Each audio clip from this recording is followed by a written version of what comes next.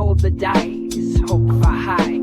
Turns in the dungeon, reaching sky. Hello friends, welcome back to the channel. I'm the GM Philosopher, and today we're talking about Sandbox D&D, or more specifically, how to keep your sandbox games from dying out. Now, I have written down a lot of notes about this. I have been actually thinking a lot about sandbox games because a lot of the games I run tend to be sandboxy, or to at least have a sandbox option to them. And I think that the best way to start this out is to sort of define what sandbox games are and sort of contrast them from West March games or traditional story-driven games. So sandbox games are basically this.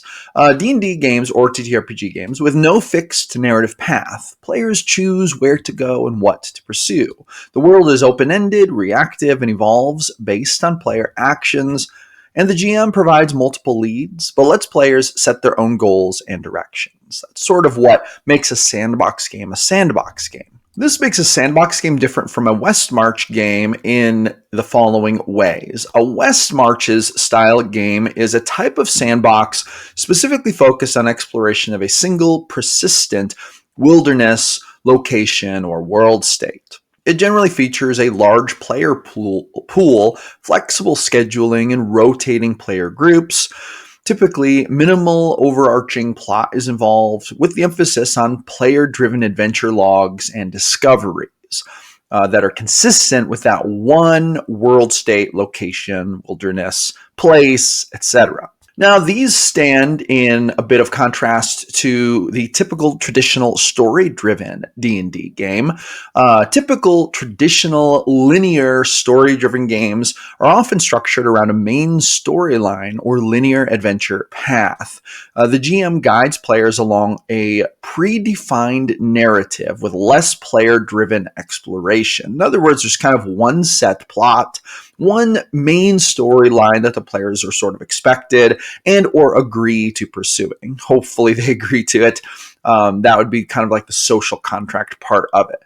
Emphasizes completing set quests and following a central plot rather than open-ended roaming. Okay. Now, with that being said, it is pretty common to hear people say, well, the problem with sandbox games is that they can run out of steam. They can die out. If there's no plot to keep things interesting, the players may start to ask themselves, what's the point of this? Now, this is a common problem with sandbox games, but it is not really a problem that becomes a problem if you get ahead of the problem and do a few things to keep the game from dying out. And as a GM, you can keep sandbox games from dying out. In fact, you can do a lot to make sandbox games really deep, really immersive, and really awesome, even from a storyline perspective, because the player characters, when properly fueled with interesting pixels and plot arcs around them, can tell amazing stories with their characters. And in fact, it is this collaborative, story-driven narrative approach to sandbox that sometimes makes the stories told within sandbox games some of the best stories ever. But it is important for the GM to do a few things to keep the game from, sort of dying out, from falling off, so to speak. So in this video, I'm going to give you 6 different tips, 6 steps that you can take starting today, pretty easy steps to cut off the odds of a sandbox game going down the pipe and losing momentum, and instead make your sandbox games really awesome, amazing adventures that your players will continue to love, that will continue to increase in excitement as time goes on, instead of getting kind of weird and just dropping off and being less interesting. All right, with that being said, let's dive into tip number 1. All right, tip number 1 is this. Take note of every plot point and increase its sophistication over time and as players pursue it. Now, here's what I mean by that.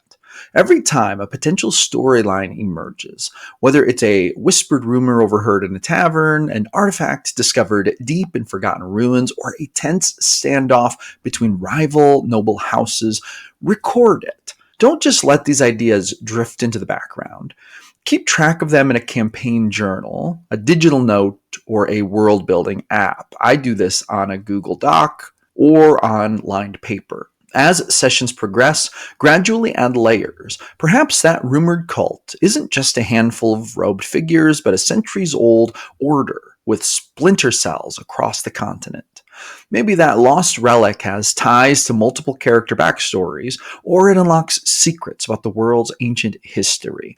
By regularly returning to each plot thread and enhancing it with new dimensions, you ensure that what started as a minor idea can blossom into a compelling, fully realized narrative. Okay, so take note of each one of those plot points and do not let that sophistication just die out. Okay, we need increased sophistication to help make plots more interesting. And once you have those rich plot seeds cataloged and evolving, you'll be ready to take the next crucial step, which is consistently nurturing them so that they don't wither on the vine, so to speak. And that's going to lead us to Sandbox plotline tip number 2. Plot lines need nurturing to move forward. Okay. By the way, do you struggle to come up with plot arcs on the fly? If so, I have the perfect tool for you. It is called My Ultimate Plot Randomizer. It is a free ebook. When you join my email list, you can download this for free. You'll get the link in your first email. It contains 4 D100 tables that will let you roll random plot arcs whenever you need them. Roll the hook, the conflict, and the conclusion, and even add wild and wacky stuff all right there. Download this, print it out, add it to your tool collection, and you will never go without another plot arc again. I give this away for free to help you create awesome plot arcs just like I do. I use this in almost every single session, and you are not going to want to miss out on this, so make sure you grab this. Okay.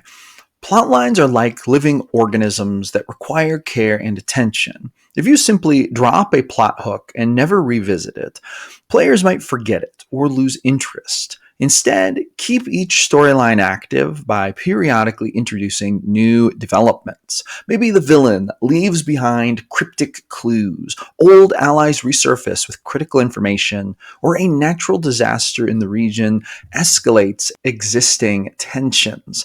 These incremental updates prompt players to act and prevent story threads from lingering unresolved. Over time, these nudges transform what could have been a static background detail into a dynamic driver of action. Okay. Now that we have talked about how to keep these stories alive, let's look at the qualities that make them truly worth caring about. Okay. And that's going to take us to point number 3. Make plot lines meaningful and increase their sophistication over time. A sandbox full of hollow distractions won't hold your group's attention. To truly engage your players, each storyline should resonate with them on an emotional or intellectual level. Start by connecting the plot points to something the players value, okay? Maybe the fate of a beloved NPC, the moral principles of a character's code, or the collective benefit of their adopted hometown, etc. As you go along, don't be afraid to add complexity. Reveal that the presumed villain might be acting out of misunderstood grief, or that the once simple quest to recover a stolen heirloom may lead to uncovering corruption at the heart of a powerful institution, or whatever it is, right? By showing that no story is ever just black and white, you create depth and texture that keeps your players invested, okay? One thing that will make players love your games more is an increasingly sophisticated series of plot lines that they are interested in, that they are also emotionally invested in, okay? Now, of course, even the most sophisticated storyline loses impact if it doesn't speak to the characters personally, hence emotional connection, okay? That's where their individual backstories can really come into play, especially if you're playing a sandbox game. And this leads us to point number 4, lean into character backstories to fuel those personal arcs. To truly hook your players, anchor major story beats in their personal histories, or at least start them out that way. Review each character's backstory to find opportunities. An old mentor who vanished under mysterious circumstances, a family heirloom rumored to be cursed, or a past rivalry that shaped the hero's worldview. Incorporate these elements into the existing plot lines so that when a new twist occurs, it touches on something inherently meaningful to at least one character. By blending the personal arcs with the broader narrative, you transform the sandbox from a faceless world into a stage where each player's story actually matters. This emotional investment will keep them deeply engaged, eager to find out what happens next, and excited to influence the outcome. Plus, this can give them the opportunity to share this backstory with the other players and handle it as a team effort. And there's a magic in that they will be excited about what happens next and excited to help influence the outcome, because players want to be consequential in the world. They want for their choices to matter. And when you put the spotlight on their backstories, that helps to accomplish that in a major way, especially when you bring those things to light and then have them have real world ramifications. And when I say real world, I mean in the context of your world state. Now, once we've weaved personal stories into the world, it'll be essential to stay aligned with what your players are excited about and want to pursue. And this is a part where a lot of people go wrong with sandboxing, in my opinion. I think a lot of times GMs make decisions about this that would be better left to the players, which is why I'm putting this step in here. Tip number 5 is stay tuned in to players' interests and goals. Communication with your players is key. Don't assume that what interested them last month still captures their attention today. Don't just assume that because there's a plot point that they were interested in for 5 minutes during last session, that that's the plot point that they want to pursue for the rest of the game or for long term, or that they want to keep like hashing out. After a session, it's always in your best interest to ask your players which plot lines they'd like to see more of. What unresolved mysteries intrigue them? What personal achievements do their characters hope to accomplish? What are they just basically interested in? One player might say, I was kind of hoping to get a ship and become a pirate. Another might be saying, I was kind of hoping to become a jewel dealer, right?